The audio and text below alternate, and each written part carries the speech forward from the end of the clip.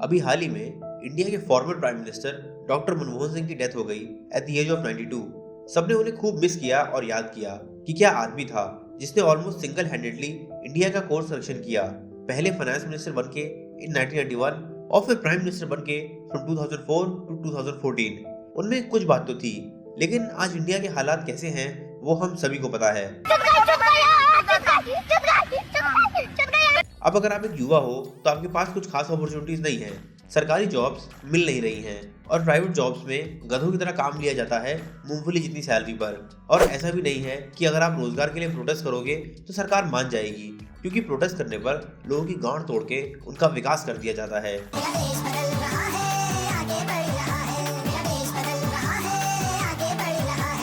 अब ऐसे में बहुत से लोग जिनको इंडिया में अपॉर्चुनिटीज नहीं मिलती वो सोचते हैं कि क्यों ना बाहर चला जाए, क्योंकि जितने भी डेवलप्ड कंट्रीज हैं वहाँ पर एक बेटर क्वालिटी ऑफ लाइफ मिलती है, फिर चाहे वो एजुकेशन हो या फिर जॉब। और अगर उन्होंने वहाँ पर ज़्यादा टाइम बिता लिया तो फिर कल को ऐसा भी हो सकता है कि उनको वहाँ की सिटीजनशिप मिल जाए। और सुंदर पिचई या सत्या नाडेला जैसे लोगों को देख के ये बात सच भी साबित होती है, लेकिन अब ये करना बहुत मुश्किल सा लगता है, क्योंकि अभी रिसेंटली इंडियंस के अगेंस्ट हमें बहुत रेसिज्म देखने को मिला है। और ऐसा भी नहीं है कि ये सिर्फ एक ही कंट्री में है।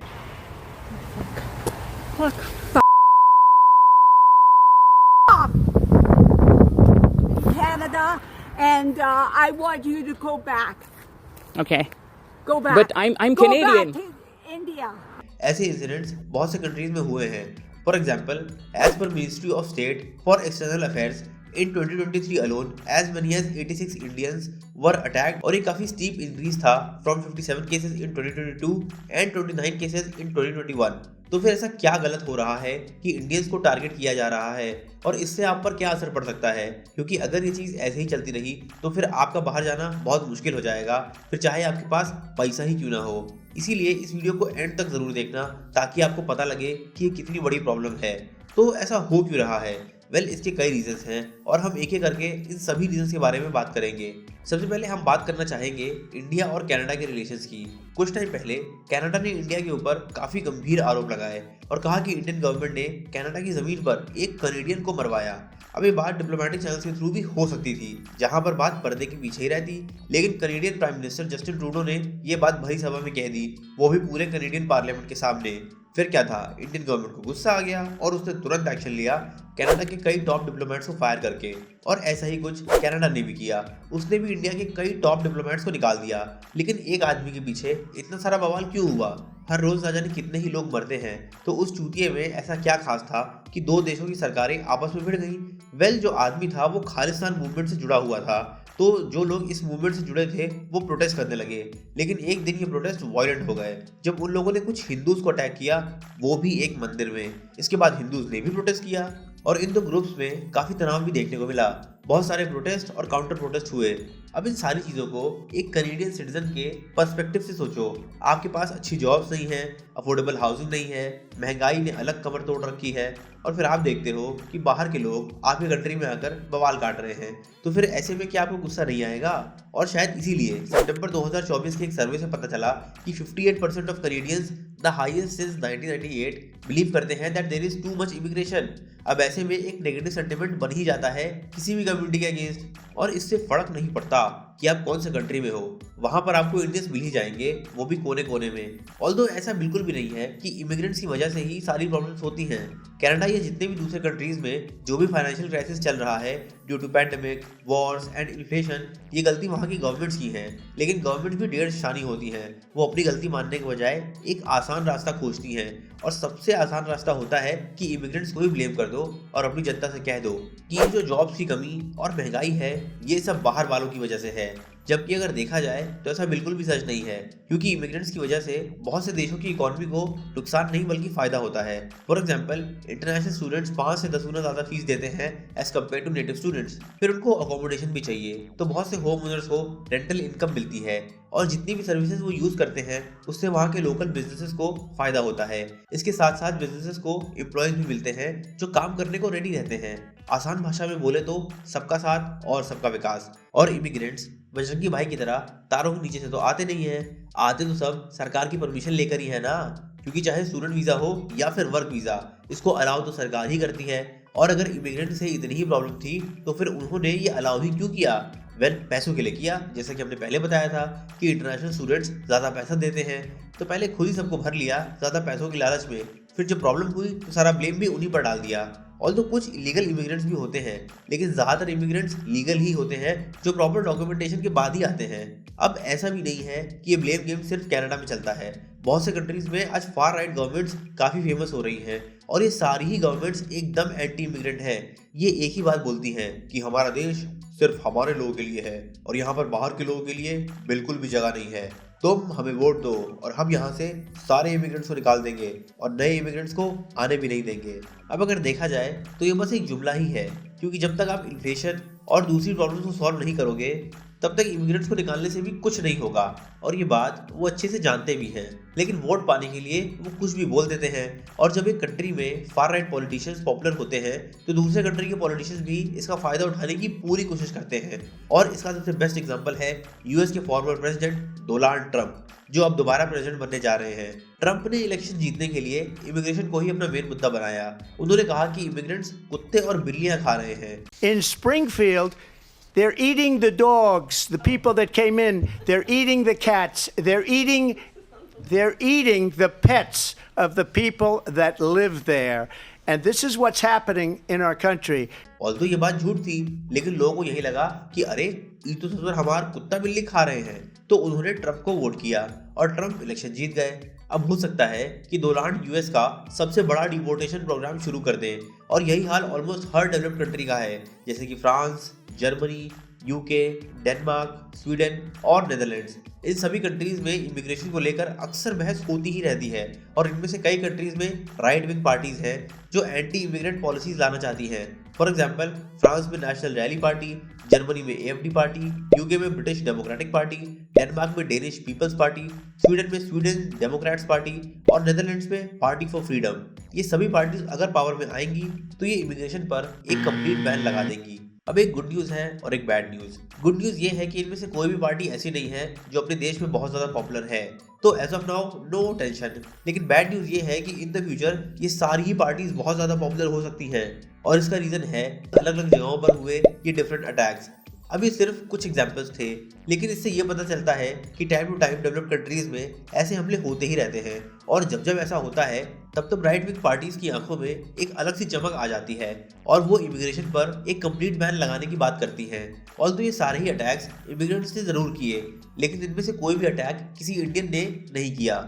लेकिन पुरानी कहावत है कि गेहूं के साथ गुड़ भी पिसता है, और जब लोग पहले ही गुस्से में हो महंगाई और दूसरी चीज़ों की वजह से, और अगर उस पर ऐसे अटैक भी हो जाए, तो फिर इस बात की बहुत पॉसिबिलिटी है कि जब भी नेक्स्ट इलेक्शन होगा तो फिर लोग उन पार्टीज को वोट देंगे जो एंटी इमिग्रेंट है, और इससे नुकसान इंडियंस का ही होगा जो इन कंट्रीज में जाना चाहते हैं। लेकिन इसके साथ साथ कुछ और प्रॉब्लम्स भी हैं। एक तो ये कि बहुत से गोरे लोग इंडियंस और दूसरे लोगों में डिफरेंस नहीं बता पाते। हम इंडियंस की ब्राउन स्किन होती है, तो अगर कोई दूसरा बंदा किसी और देश का कुछ कांड करता है जिसकी स्किन हमसे मैच करती है, तो ज़्यादातर लोग उनमें और हम इंडियंस में डिफ्रेंशिएट नहीं कर पाते। फॉर एग्जाम्पल, 2016 की ये वीडियो देखिए जहाँ कुछ लोग सरदारों को मुस्लिम समझ लेते हैं। I've been called ISIS a lot recently. Americans who see Sikhs automatically think you're a terrorist. The turban is what, makes us the target. What is a what? A Sikh. A Sikh. What is a what? A Sikh. I have no idea, sir. I'm gonna make this easy. Here we go. Which one of these is a Sikh? A Sikh? Yes, a Sikh. That one right there. Jesus Christ. I am showing you a photograph of a bird, binoculars, a child playing hide and go seek, and a man in a turban and a beard. Maybe it's the kids playing hide and seek. I'm gonna go with bird, sir. Walrus was right. They don't know. अब इस्लाम और Sikhism में बहुत अंतर है, लेकिन ये बात गोरे लोगों को कहाँ समझ में आती है। उन्होंने तो एक इमिग्रेंट को देखा और उसको पकड़ के पेलने लगे। लेकिन अब वही कुछ प्रॉब्लम्स ऐसी भी है जो एकदम जेन्युइन है, और इसमें इंडियंस की बिल्कुल गलती है। फॉर एग्जांपल, अभी रिसेंटली कनाडा में एक यूट्यूबर ने एक वीडियो अपलोड करी about how to get free food in Canada, और उसमें उसने एक हैक बताया कि अगर आप फूड बैंक से खाना ले लो तो फिर आपको फ्री में फूड मिल जाएगा। This is how I save hundreds of bucks every month in food and grocery. All these groceries for this week I got free. This is for everyone, all the students. They even have hot food at our university.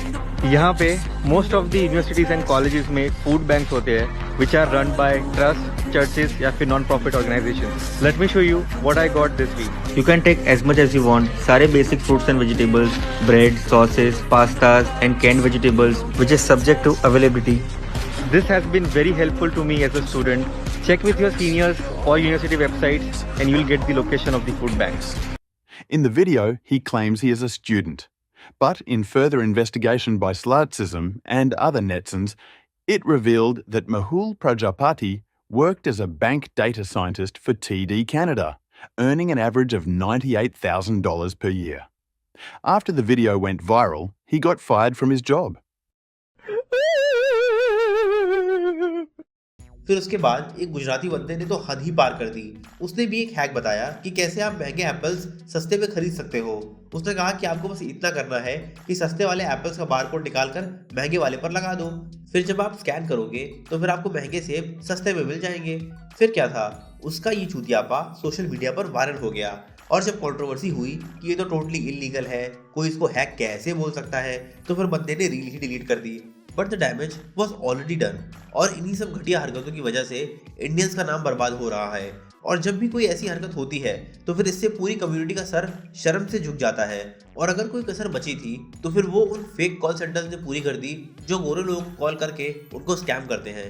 Indians already famous थे for working in a call centre और जब एक के बाद एक गोरे लोगों के साथ स्कैम्स हुए, वो भी कई हजारों डॉलर के, तो इंडियंस की एक नई इमेज बन गई कि ये कॉल सेंटर्स में बैठकर हमारे साथ स्कैम करते हैं। अब इसके बाद वो क्यों ही इंडियंस को पसंद करेंगे। और आजकल सोशल मीडिया का जमाना है, जब ऐसी न्यूज़ फैलती है एक कम्युनिटी के अगेंस्ट तो फिर फेक न्यूज़ भी फैलती है और फिर लोग और भी ज़्यादा एंटी इमिग्रेंट हो जाते हैं। अब कई बार ये भी देखने को मिला है कि कई इंडियंस पर बिना किसी बात के अटैक हुआ है और उन्हें ऐसे वर्ड्स कहे गए हैं जैसे कि पजीत, जो कि इंडियंस के अगेंस्ट एन वर्ड के समान है। Pajit, don't shit in the street, okay? Thank you, sir. Pajit, don't shit in the street, man, okay? Don't shit in the street. और उनको ये भी कहा गया है कि you smell like curry and go back to your own country। और ये सारे ही अटैक रेसिस्ट है टुवर्ड्स इंडियंस। और यार कुछ लोग ऐसे होते ही हैं, नो मैटर आप कहाँ हो या आप कितने अच्छे हो, आपको कुछ घटिया लोग ऐसे मिल ही जाएंगे। और जैसा कि हमने बताया कि पार्ट ऑफ द रीजन ऐसा क्यों हो रहा है, एक तो it's just not a great time to be an immigrant और दूसरा कुछ इंडियंस की घटिया हरकतों की वजह से पूरी कम्युनिटी का नाम बर्बाद होता है। लेकिन अगर देखा जाए तो हम इंडियंस भी कोई कम रेसिस्ट नहीं है, क्योंकि जब हम बाहर जाते हैं तो हम रेसिज्म की शिकायत करते हैं, लेकिन जब हम अपने घर में होते हैं तो हम खुद दूसरों के साथ भेदभाव करते हैं।